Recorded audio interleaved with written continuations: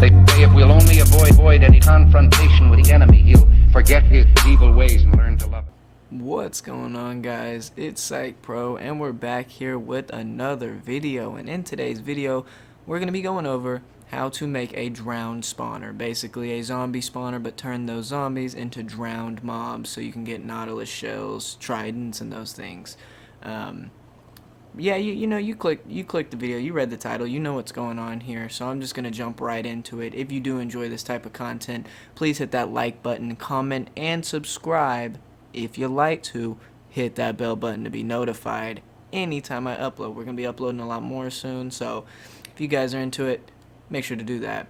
Now, you can see how many there are. There's hundreds in there. There's literally hundreds. If I broke this block and this block right here, they would fly out and they would just go everywhere. And then let my world load in.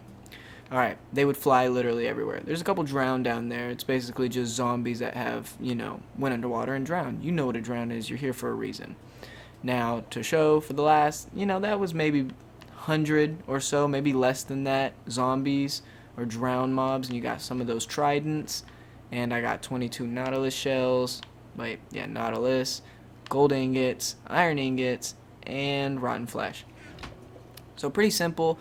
This isn't too difficult, and this would virtually be underground when you do it. I just have a exoskeleton, out here so you guys can see without all the block coverage. You can really see what it's supposed to look like in the end-all, be-all. That's it. You can see, like I said, there are tons in there.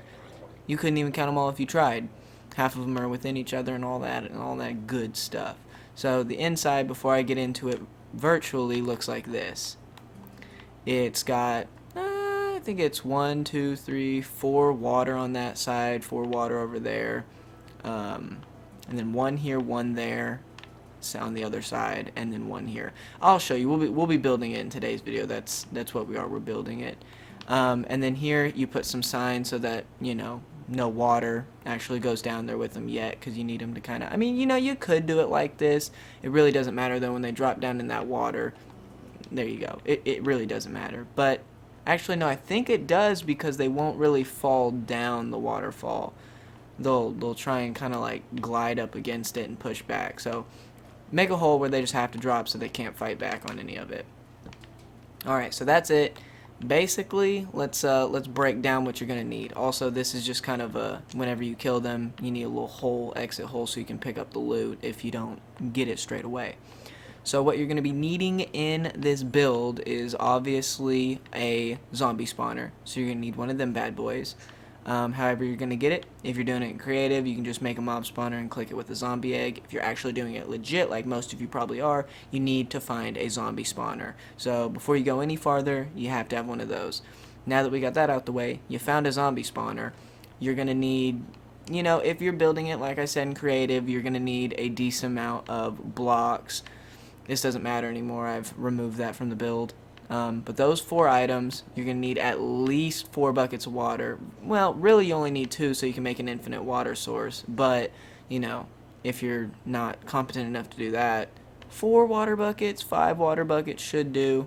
You need some slabs of any type so that you can block them off but also be able to smack them. You need at least 1 fence post. You could make it look cool and do whatever, but at least 1 fence post.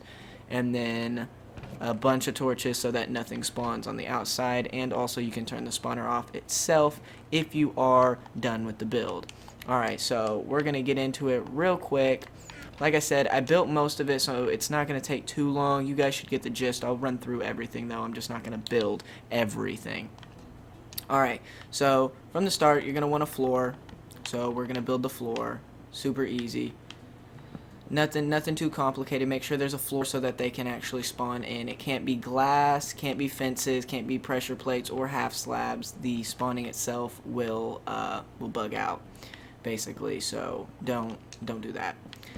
Alright, so now you have your floor. You're going to need at least 2 underneath so that you can walk on it, and so that the zombies, when they're getting pushed, will fall out.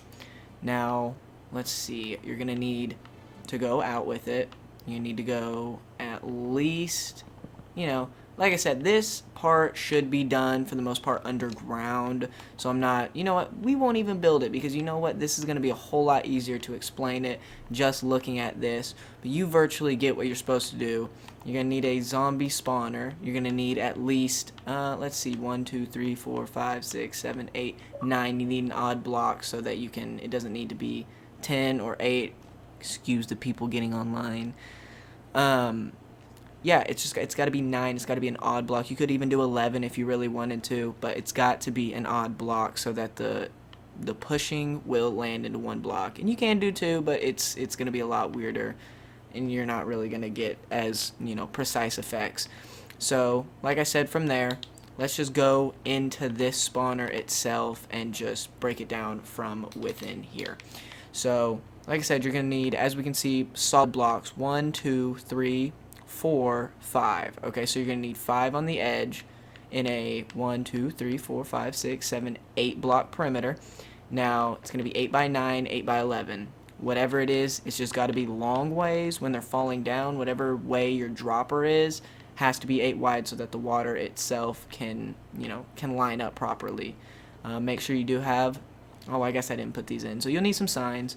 You'll need something to stop the water. Pressure plates do the same thing, but they can get, or trapdoors do the same thing, but they can get stuck on those. And fence gates are basically the same thing, they get stuck. So what you're going to need is probably some signs, something that will just make them walk right into it and fall down into your dropper. Super simple, like I said. High, it really doesn't matter, but what I would assume, or what I would recommend, is that it be 5 high. So basically 2, in case they spawn up here, they can walk off. And, well, actually, let me rephrase that. This needs to be like this. It needs to be 5 high everywhere, but 4 high where the spawner is, so that they don't spawn up here, so that you don't get little stuck zombies that can't do anything. And then it needs to be 2 below so that they can obviously, as you see, get pushed forward, and they'll move a little bit faster than that, so it won't matter. It's going to be 5 on that side, 5 identical on that side. Then you're going to have 1 straight up in the middle, so that will keep the current pushing and keep it in a, you know, a very synchronized flow, I guess would be the word for that. And then from in there, they're going to drop down. You're going to need really as high as you want. I would say at least 3 down, so you know you could start, this be the top of them, this be the bottom where they land. That's virtually as high as, or as low as you should make it. They need to have some drop space so that they don't build up and try and, you know, push off of each other. Basically, you just want to make an easy drop so that they can land right here.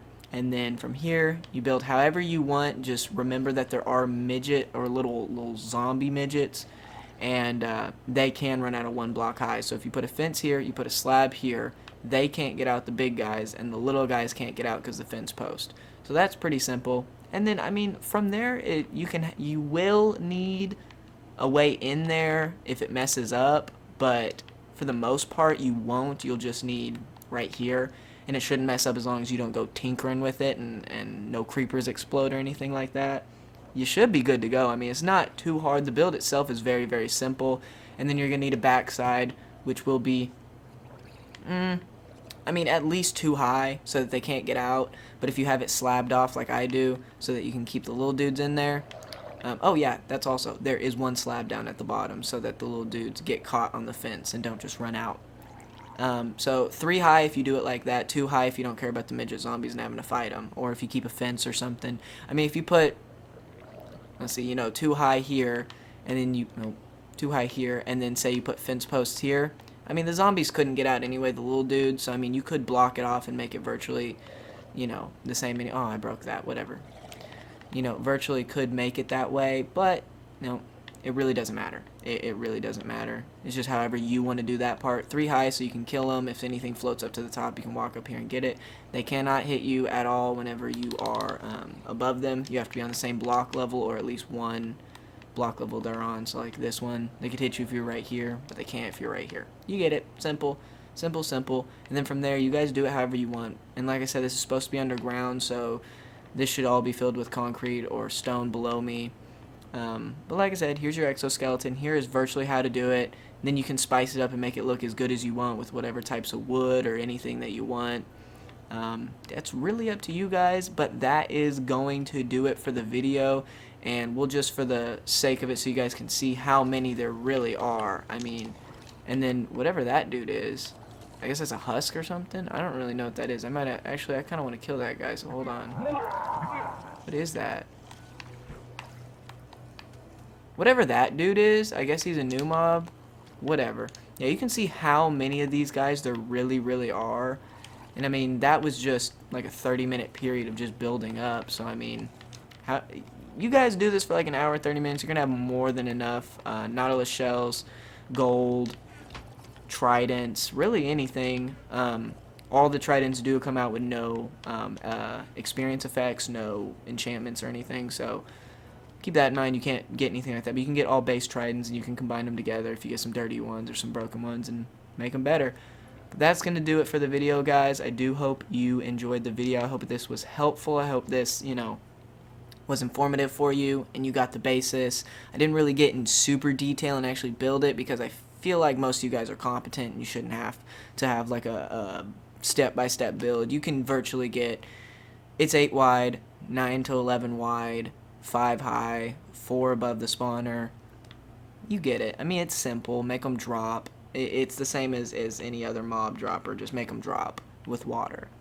But that's going to do it for the video, guys. I do hope you enjoy the video. Hope it was helpful. Hopefully it was informative. Hopefully, you got all the wonderful things that you needed.